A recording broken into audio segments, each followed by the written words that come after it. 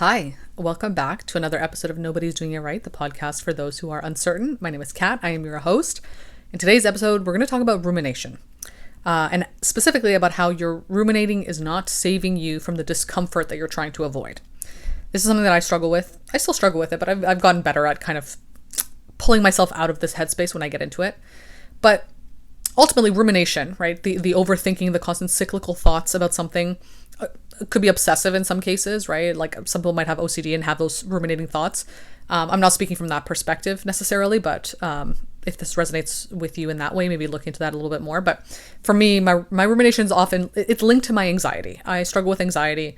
And they kind of have this like interplay dynamic where it's like, I am anxious, so I start ruminating in order to feel more in control. But then that rumination creates more anxiety for me. So it's kind of this like, they're working in tandem to just keep me at a headspace of constant fight or flight, you know?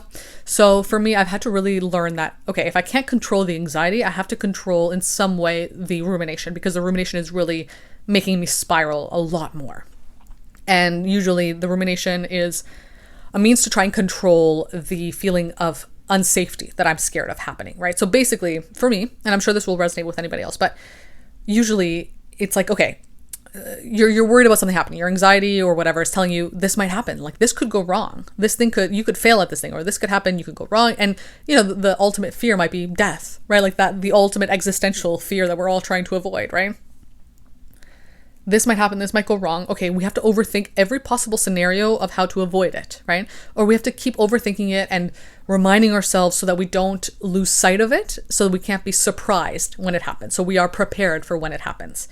Now, the irony of this, as I have dealt with many times on my own, is you're basically still feeling all the feelings that you're trying to avoid, right? The rumination, your body is still feeling it. The rumination, the overthinking, the preparing for this, worst case scenario, you're planning it out in your head, you're trying to see it and prepare for it, right? You're trying to envision it, create like a scene in your mind of how it could unfold and all the possible things you can do to avoid it or to work around it or circumvent it. You're playing it in your mind, and your mind is seeing it as real. Your body then is feeling it as though it's actually happening. That's why you might be experiencing those heart palpitations like I do.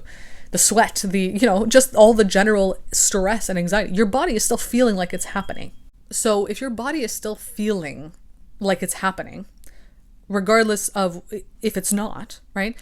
So what's the point of ruminating then? You're trying to protect yourself from experiencing this thing from happening. That's the point of the rumination, right? The overthinking, the planning it out in your mind, all that. You're trying to prevent this thing from happening. But if your body is still feeling it as though it's happening, then it's happening. It's still happening to you, right? Even if it's not in your external reality, internally, it's still happening. You're still experiencing the pain and suffering of it because you're imagining, you're envisioning it, you're making it your internal reality. Externally, you might be living your life completely normally and fine. This thing that you're stressed about happening might never actually happen. It might never happen. You might be on your deathbed and never have had this thing happen to you, right? But because you have ruminated, you've overthought it, these thoughts have been so cyclical and running through your mind constantly as a way to keep you safe from experiencing it, you're still ending up experiencing it. So you are not saving yourself from the thing you're trying to avoid, you're actually creating it for yourself, right? And that is like the most painful thing to come to terms with when you realize like you are actually the reason for your suffering. You are creating your own suffering. Not in all cases, of course, right? I'm just talking specifically in scenarios where you are ruminating about something that didn't happen. Or maybe it did happen in another scenario, right? Maybe it did happen, but it wasn't as bad as you might be ruminating about it as, or remember it as. And you are overthinking it. You're replaying it in your mind over and over again. And every time you replay it, it maybe gets a little bit worse.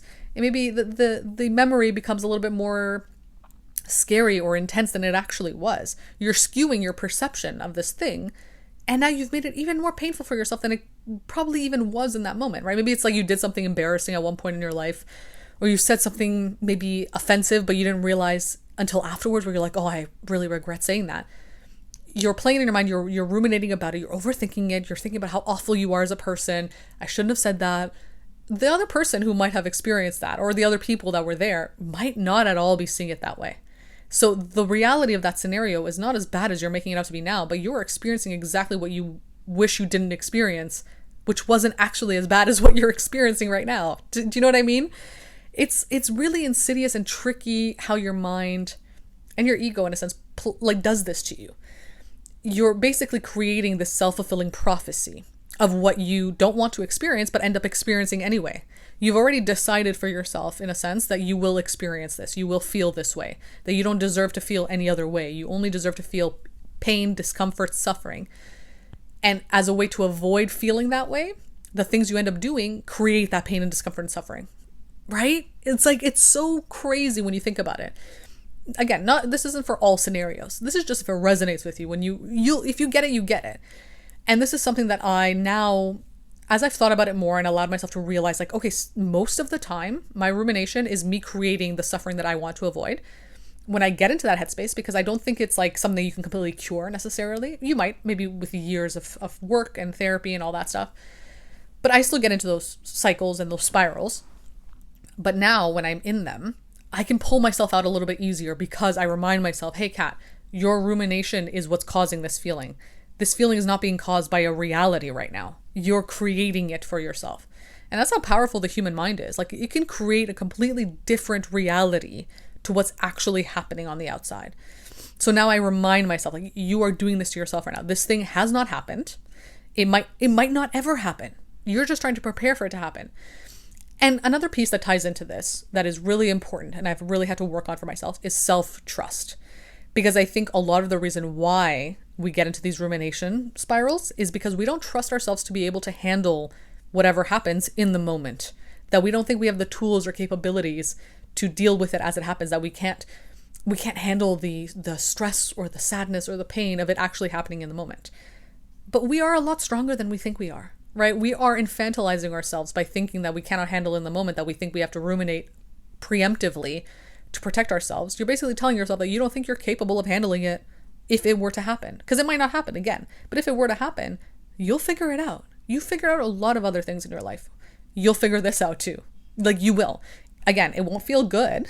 It probably will be painful and uncomfortable, but it might not be as bad as you think it is when you're ruminating, right? It might be way less painful than that.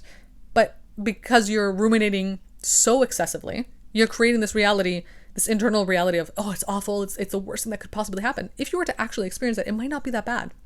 Or if it is that bad, if you were to experience it, why wouldn't you be able to handle it, right? Let's say that it actually did happen.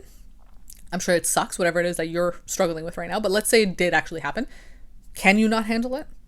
Have you not handled other really crazy things that you didn't expect to happen before, but they did? And you're like, oh, wow, I can't believe that happened to me. That was wild, but you got through it. You did it, right? In one way or another, you did.